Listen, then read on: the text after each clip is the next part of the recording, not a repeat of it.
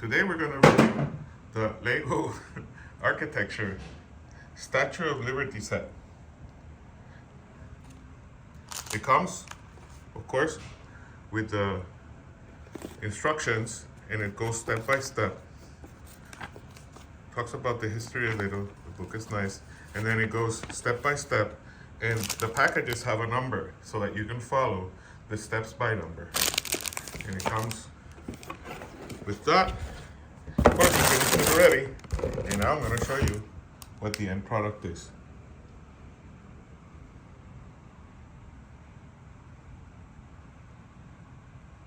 It's beautiful.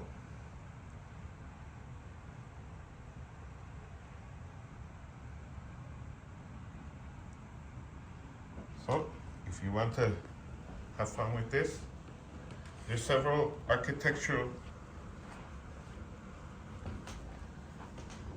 Lego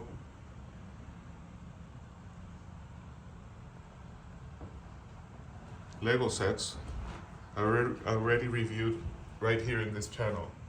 I reviewed the White House, and this is the Statue of Liberty. So, very detailed.